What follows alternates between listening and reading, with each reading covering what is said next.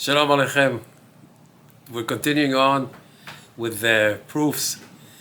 I don't know if the Torah needs proofs, but in any case, we need to be mechuzak, we need to be stronger in emunah, me the first one. And that's why we're showing you these examples. This is the third week I'm showing it. We're going to go maybe the next week we're going to show another examples. And after that, we're going to have a big surprise. We're going to see things that are happening now in the Torah. That'll be a big surprise. Bezrat Hashem, I'll show it to you in 2 weeks. Let's go on now, continue on with scientific facts. If you don't see the images and they're far from you, just bring them in, zoom them in your phone, and you'll see exactly the information. Okay, so we said that the Torah was, of course, given 3,600 years ago. And we're showing now examples of scientific examples, facts of scientific examples that are written, that were discovered 30, 40, 50 years ago. So for the Torah to show this, it's a future of 3,500 years almost. Okay. I chose especially scientific facts because people say that science is so advanced and maybe people who lived like 3,500 years ago, and the Torah is a history book, and it can't be that it will have something to say for today.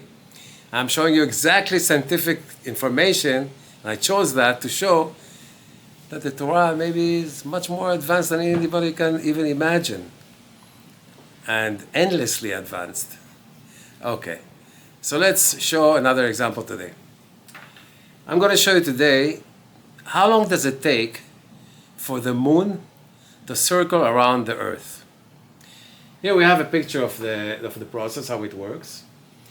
First of the month, Rosh Chodesh, you don't see the moon. It's completely black.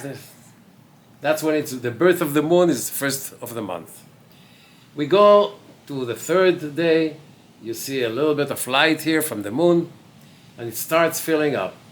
Hey, first day fills up more, Zayin fills up, until we get to the middle of the month, which is the 15th of the month, which is 2 in Hebrew. And then we have a Yareach, the moon is completely lit. Then it goes Yud Zayin, Chav Bet. We go on to the end of the month, and we see that again the moon is starting to lose its light. It loses it, and then we go to here. How long does this process take? Well, you'll tell me a month. But let's see how long exactly does it take. Let's go to the next image and see what the Torah says. Yeah, right. I'm showing you an example from Talmud, Masechet Megillah, Daf Vav. And Masechet Megillah says this. Amar lahem Rabban Gamliel. Rabban Gamliel, a sage, lived over 2,000 years ago, said to his students, to his Talmidei Chachamim, Kach mekubalni mibet avi Abba. That's what I received from Abba, my father, his father, grandfather, until Mount Sinai. Kabbalah from Mount Sinai to me. What did you receive from Mount Sinai? En chidusha shel levana. The time it takes for the moon to go around the earth is 29 yom, 29 days and a half, and 2/3 of an hour, ו-73 חלקים, 73 parts of an hour. We're going now to seconds already. Is this right? Could it be? There was no satellites, no telescopes, no nothing at that time. How can he say such amazing, such amazing mathematics? How can he say exactly how long does it take for the moon to go around Earth to the millionth of the second almost? Let's see if the science agrees with this, or the other way around, if Torah agrees with science. Okay, let's go to the other image. Beautiful. Rambam says that the hour in the Torah is divided not into 60 minutes, it's divided to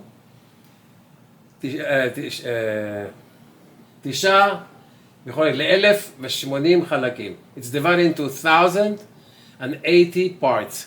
The hour in the Torah is divided into 1,080 parts, not 60 minutes. Okay.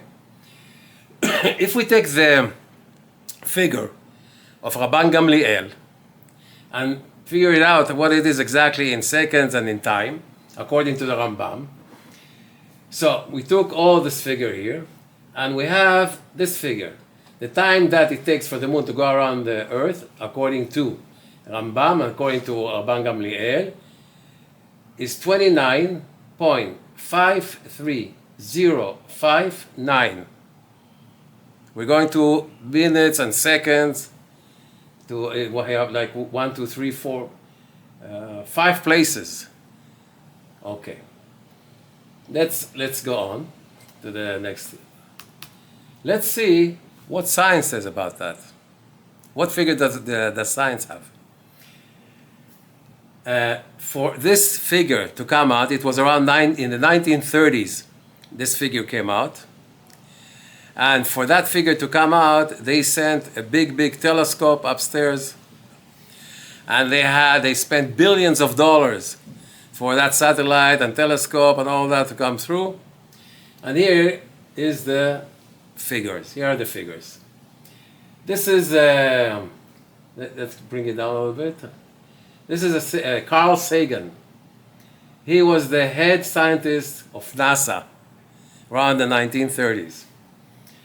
And after calculations and billions of dollars, there's the figure that he got. NASA, 29.530588. Another, let's bring it up. Do here, another one. Germany, at that time also, they also did the calculations, billions of dollars, whatever it is. This is the figure that they got. 29.530589. Let's see.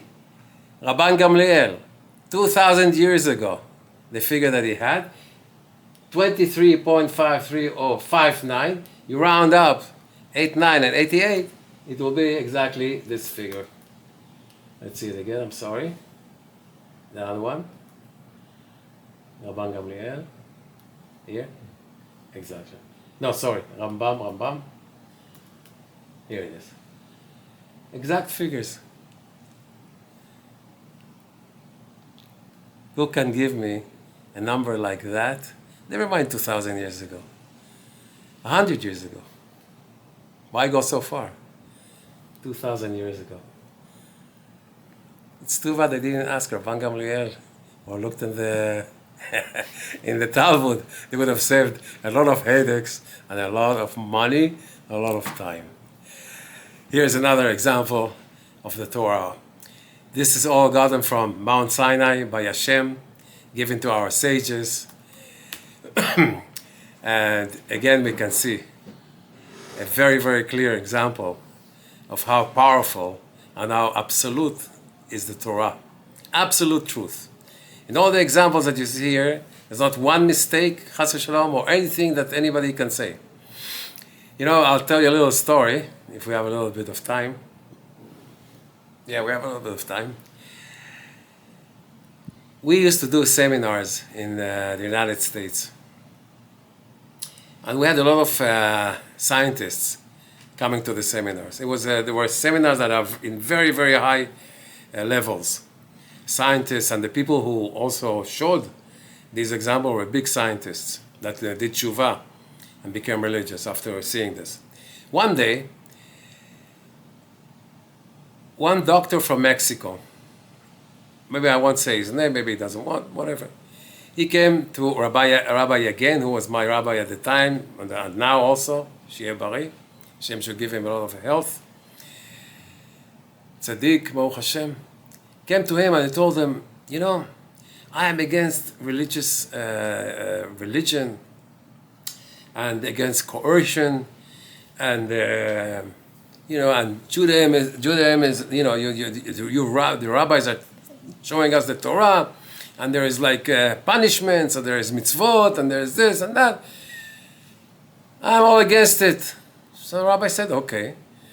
And you know what I did? He says to him, I took a group of people, or a whole group, and we're working against the religion. So Rabbi again told him, listen, I want to ask you a question. What's your profession? He said, I'm a big doctor in Mexico, and I have got PhDs. And he said, how long did it take you to be a big doctor in the head of the Department of Internists in Mexico City? How long did it take you to get to that point? He told him 15 years. I learned 10 years, and I had to do more learning and more learning, 15 years to get to my level. So Rabbi asked him, how long did you learn, are you learning Torah, or do you know Torah? Did you learn Torah?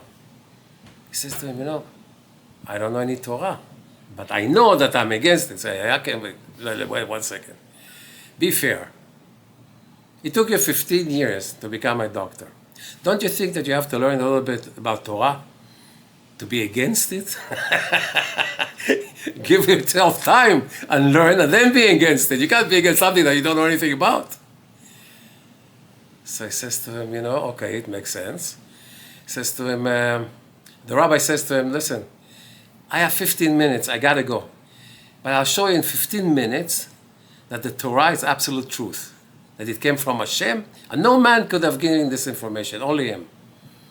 What, can you show me that? I said, yeah.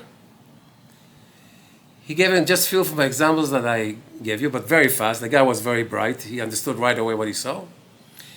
And he told the rabbi again, this is amazing. Yeah, it's amazing. So he says to him, you know, you have more examples? And I'll tell you also, there's tons of examples. I can sit here for maybe hours upon hours of examples that show you scientific examples, behavior examples, psychological examples, whatever you want.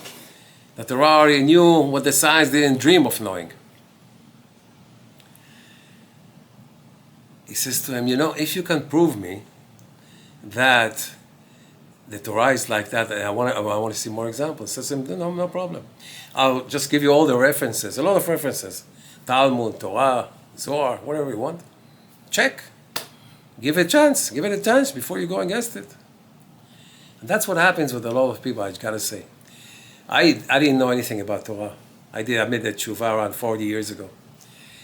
And a lot of people that I encounter, very smart people, I don't know, for some reason, they tell me, no, Torah, no, I said, did you learn Torah? How do you know about Torah?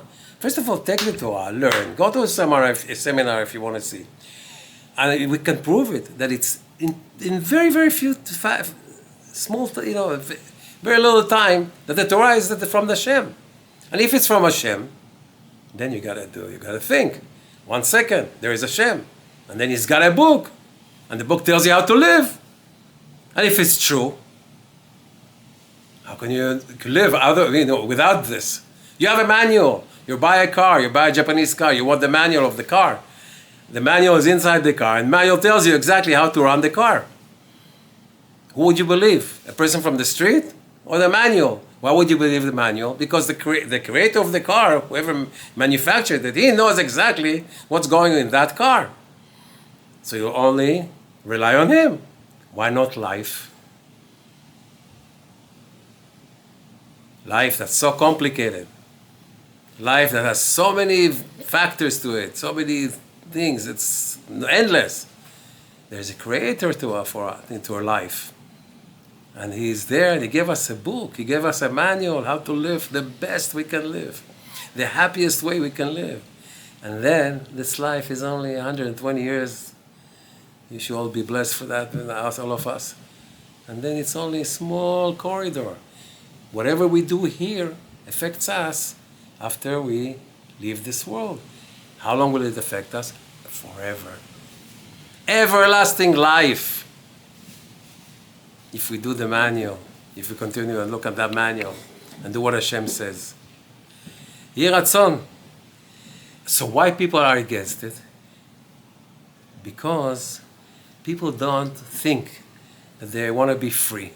They want everybody to tell them how to live. Do this, don't do that, don't this. I want to do my own thing. But they're in the biggest prison in the world. Because the body, they're enslaved to their bodies. And the body tells them what to do. The body tells them, you have to go here and eat this and do this. And all desires and desires and desires with no end. Who is the prisoner? The one who's learning Torah has the freedom. Because he has the will to drive. He can drive all his bad desires away and go on the right highway. The one doesn't have the manual, he doesn't know which way to go. He doesn't have ways. He doesn't have ways. The manual is the ways. Hashem yishmor atkhem. May we all do tshuva, Bezrat Hashem, me first. And have big emunah, and please Hashem with all our doings. Hashem yishmor atkhem. A little correction.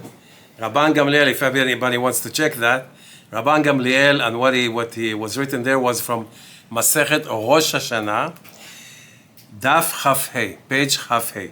Rosh Hashanah, page Chaf Hei. Please check all the information. Thank you.